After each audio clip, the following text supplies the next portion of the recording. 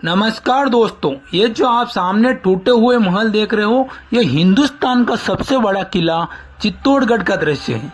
ये टूटे हुए महल इसीलिए टूटे, यहाँ पर कई मंदिर हुआ करते थे। इस किले में लगभग 112 मंदिर हुआ करते थे, लेकिन यहाँ पर कुछ ही मंदिर शेष बचे हैं। ये इसीलिए मंदिर और महल टूटे क्योंकि हिंदुओं में एकता नहीं होने के कारण यह मंदिर और महल टूटे। अगर हिंदुओं में एकता होती शुरुआत से ही तो शायद ये मंदिर और ये महल नहीं टूटते। मुगल बादशाह बाबर जब पहली बार भारत के अंदर आया था तो उन्होंने कई ठिकानों पर आक्रमण करके वहां पर अपना कब्जा जमा लिया। जब वह मेवाड़ के अंदर आक्रमण करने आया था, उस समय यहाँ के राजा हुआ करते थे महाराणा सांगा, जिनको 80 गांव का योद्धा भी कहा जाता है और महाराणा संग्राम सिंह के नाम से भी जाना जाता है। बाबर जब पहली बार भारत में आया था तो उन्होंने हिंदुस्तान के अंदर एक नजारा देखा। यहाँ पर नजारा यह देखा था कि यहाँ पर हर समाज के लोग अलग अलग जगह खाना बना रहे थे। अलग अलग जगह खाना बनाने के कारण बाबर ने जब पूछा कि यहाँ पर सभी लोग अलग अलग खाना क्यों बना रहे हैं, वहां भी धुआं निकल रहा है, वहां भी धुआं निकल रहा है, वहां भी दुकान रहा है, तो आखिर ऐसा क्यों? तो यहाँ के स्थानीय लोगों ने पूछने पर कुछ लोगों ने बताया कि यहाँ पर हर समाज के लोग अलग अलग खाना बनाते हैं, भेदभाव करते हैं और यहाँ पर अलग अलग खाना बनाया जाता है और ऊंच नीच का भेदभाव ज्यादा होता है। यहाँ पर हर जाति के लोग अलग अलग रहते हैं, अलग अलग खाते हैं, अलग अलग पीते हैं। तो यह बात सुनकर बाबर के दिमाग में एक ट्रिक आई। बोले कि हिंदुओं को कैसे तोड़ा जाए।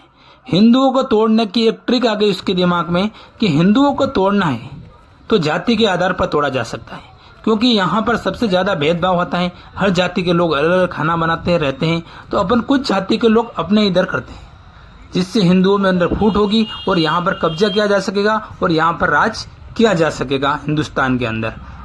तो धीरे धीरे बाबर ने हिंदुओं के अंदर फूट डालना शुरू कर दी और यहाँ पर उन्होंने कब्जा जमाना शुरू कर दिया।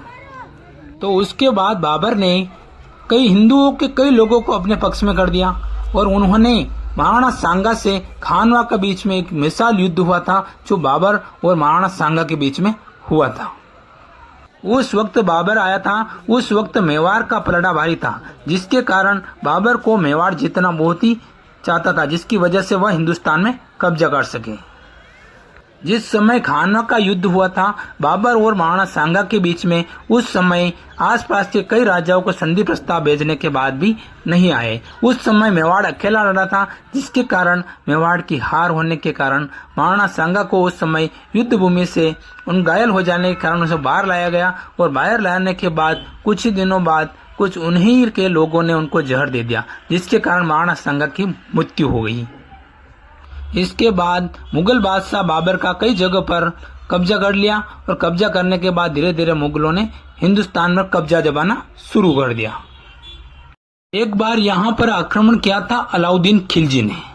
मेवाड़ के अंदर आक्रमण किया था चित्तौड़गढ़ किले के ऊपर। उस समय यहाँ के राजा हुआ करते थे रावल रतन सिंह। रावल रतन सिंह जी की रानी बहुत ही खूबसूरत, जो कि रानी पद्मिनी के नाम से जानते हैं। खूबसूरत होने के कारण और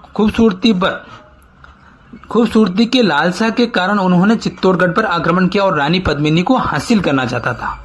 उस समय भी रावल रतन सिंह ने आसपास के अनेक राजाओं को संधि प्रस्ताव भेजे थे, परंतु यहाँ पर कोई राजा उनका साथ देने के लिए नहीं आया, क्योंकि उसी वक्त भी हिंदू राजाओं में कोई एकता नहीं थी।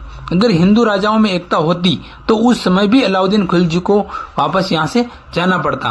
न ही रानी पद्मिनी को यहाँ पर लगभग 16,000 के आसपास में स्त्रियों ने यहाँ पर जोहर किया था, तो उन स्त्रियों को जोहर भी नहीं करना पड़ता था। ये जो आप हरा हरा बाग देख रहे हो, ये वही बाग है जहाँ पर रानी पद्मिनी और कई रानियों ने यहाँ पर जोहर किया था।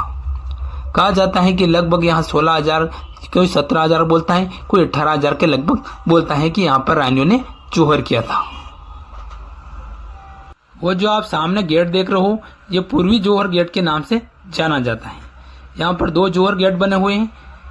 जब कोई शत्रु यहाँ पर आक्रमण करता तो यहाँ पर शत्रु विजय प्राप्त कर लेता, तो यहाँ की रानियां अपने मान सम्मान की रक्षाओं के लिए उनको जोहर करना पड़ता था।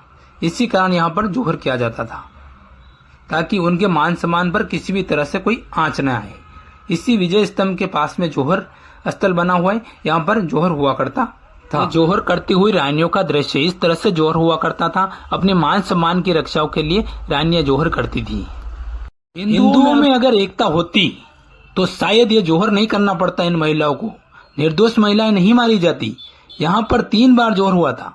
रानी पद्मिनी ने यहाँ पर पहली बार आक्रमण किया हुआ था। अलाउद्दीन खिलजी ने जब आक्रमण किया था उस वक्त रानी पद्मिनी ने जोहर किया था, लगभग 1303 के अगस्त महीने के 1303 में। ये जो आप महल देख रहे हो रानी पद्मिनी महल है, उसमें रानी पद्मिनी रहती थी।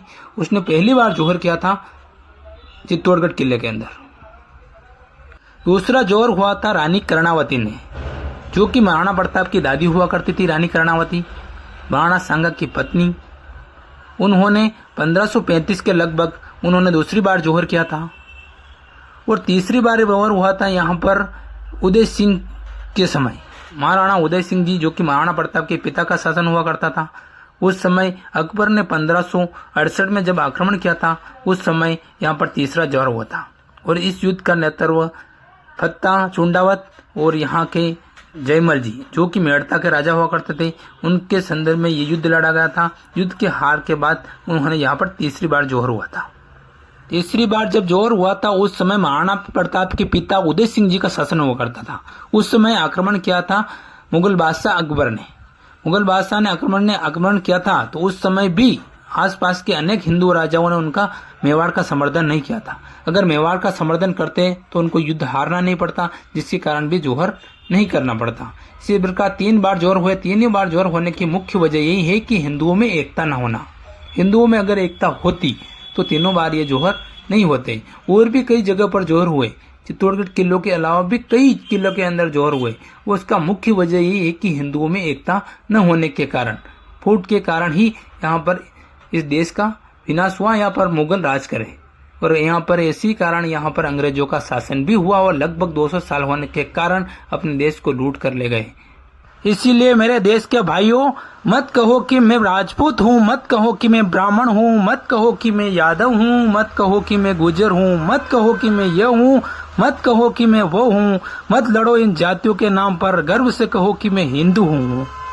जब दीपक ही नहीं बचा तो बाती का क्या करोगे, जब हिंदू धर्म ही नहीं बचा तो जाति का क्या करोगे। इसीलिए दोस्तों, इस वीडियो को ज्यादा से ज्यादा शेयर करें, सभी हिंदू भाइयों तक पहुंचाएं। मिलते हैं अगले वीडियो में, जब तक के लिए जय हिंद।